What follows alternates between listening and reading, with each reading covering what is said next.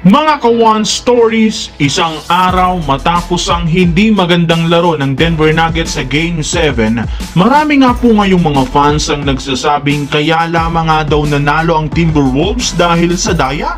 Well, gaano nga ba ito katotoo? O sadyang gawa-gawa lamang nila? Ayon nga po sa kanila, pinaboran nga daw ng mga referee sa second half ang Minnesota kaya naagaw ang momentum sa Nuggets. Well, tara na talakayin natin yan at pag-usapan ng sinasabing tatlong advantage ng Minnesota Timberwolves kontra sa Dallas Mavericks sa kanilang Western Conference Final Series.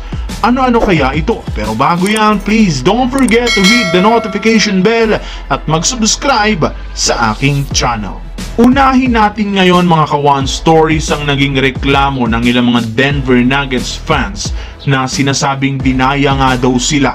Well, bibigyang linaw nga natin yan. Kung inyo nga mapapansin sa simula, both first quarter and second quarter mga kawan stories, kuha nga agad ng Nuggets ang lahat ng advantage. Na-lockdown nila si Anthony Edwards, napataas ng field goal percentage lalo sa 3-point line na nagresulta ng maaga nilang pagtambak sa Minnesota. Isa pa, hawak rin naman dito ng Nuggets ang inside paints dahil maluwag pa sa simula ang depensa ng Timberwolves.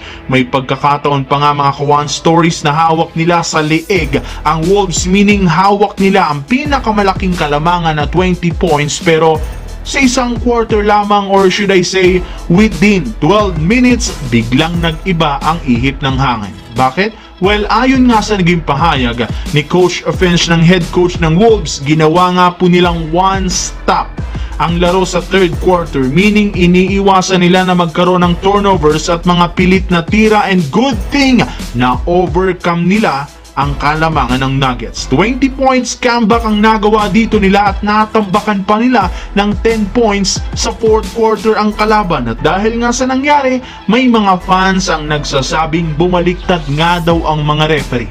Panay tawag nga daw ng foul sa Denver na nagre-resulta ng maagang penalty ng Nuggets. Napakalaking ambag mga kawan stories ng free throws sa larong ito. 33 free throws para sa Wolves at 16 lamang sa Nuggets. Pero kung titingnan natin ng mabuti, real talk, sa huling quarter, puro shooting nga po mga kawan stories ang ginagawang play ng Nuggets, habang sa Wolves naman, drive to the basket o sumasalaksa kaya nabibigyan ng bonus free throws. Malinaw ba mga kawan stories? Sa kabilang banda naman tungkol sa tatlong advantage ng Timberwolves sa Dallas Mavericks. Bago pa magsimula ang seryeng ito, may mga analyst na ang nagpipredict na Minnesota ang lamang sa kanila at nagbigay pa nga sila ng tatlong advantage bakit mas liyamado ang Timberwolves. Una, sa home court advantage at sa regular season series. Lingid nga sa kaalaman ng lahat, 4 na beses na nga po sa paghaharap nila sa season, isang beses lamang nanalo ang Dallas, at dahil mas mataas ang standings ng Wolves sa kanila ang home court advantage sa simula.